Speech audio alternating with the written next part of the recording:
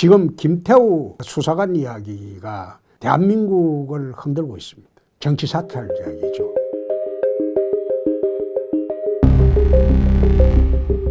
그런데 정치 사찰 이야기를 하자면 실정적인 것만 내가 몇 가지 이야기를 하겠습니다.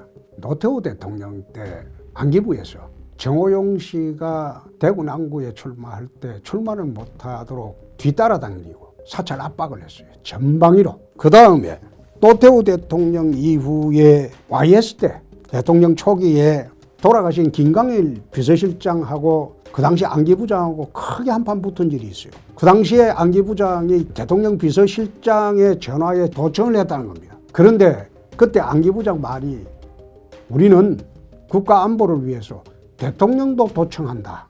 아마 그 당시에 안기부장하고 김광일 실장이 크게 싸움이 붙었을 때 YS는 안기부장 편을 들었어요. 김광일 실장이 결국 사퇴를 했죠.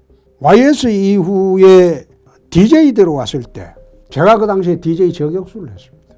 DJ 저격수를 할 때 저희 집 앞부터 그 당시 국정원 요원들이 봉고차에 숨어서 따라다녔습니다. 그래 따라다녀도 나는 어당 고위공직자 그리고 국회의원들은 사찰을 당해도 된다. 그런 생각으로 나는 살고 있습니다. 또 여태 그래 살아왔고 그게 옳다는 건 아니고 정권을 운용하려다 보니 그렇게 할 수도 있겠다. 나는 그런 생각을 했어요. 그래서 이제 노무현 대통령 시절에 넘어왔는데 그 당시에 이제 고영구 국정원장인가 하시는 분이 인사청문회가 있었습니다. 제가 국회 정보위원이었죠. 근데 인사청문회를 할 때 고영구 국정원장 후보가 제가 집에 도착하자마자 바로 전화가 왔습니다. 그 당시에는 집 전화죠. 내가 온 줄 어떻게 알고 전화를 했을까요? 밖에서 따라다니는 그 당시에 국정원 요원들이 방금 집에 올라갔습니다. 그리고 우리 집에 전화가 온 겁니다. 그래서 내가 고영구 국정원장 그분은 재야 시절에 변호사 하실 때도 제가 알고 있는 분이기 때문에 내가 그런 이야기를 했습니다. 안 따라다니셔도 됩니다.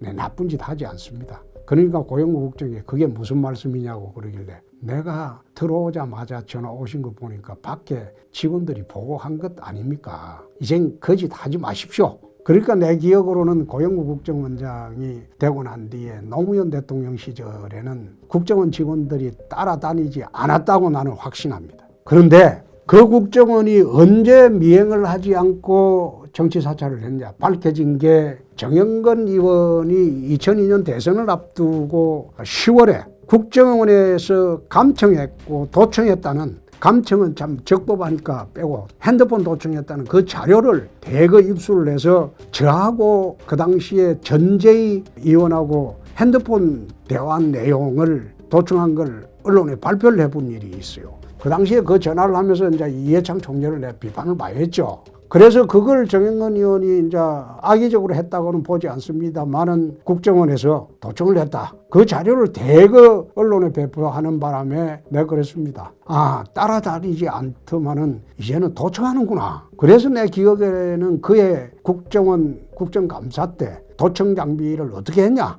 집중적으로 따지니까 없앴다. 이런 이야기를 들었어요. 그 당시에 신건 국정원장께서 도청 장비를 없앴다. 그러고 말았는데 나중에 국정원 직원들 이야기를 들어보니까 인천 앞바다에 버렸다고 합니다.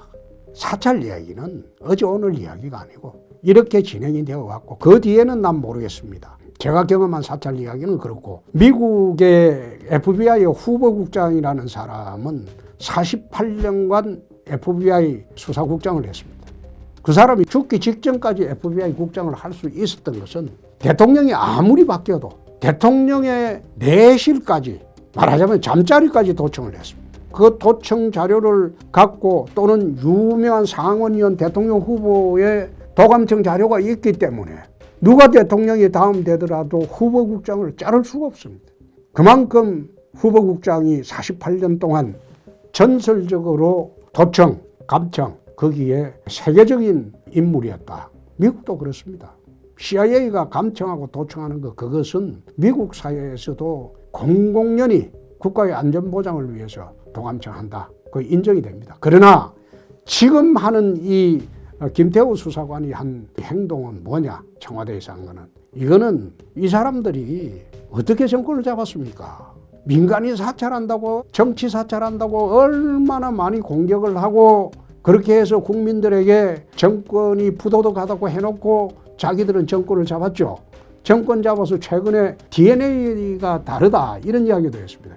나는 저 사람들은 사람의 DNA가 아니고 무슨 동물의 DNA인지, 안 그러면 화성인의 DNA인지 말하는 거 보면 참 그렇다. 한국 정치판에서 좌파와 우파를 격렬하게 비교할 수 있는 것은 좌파들은 뻔뻔스러워요. 근데 우파들은 비겁합니다.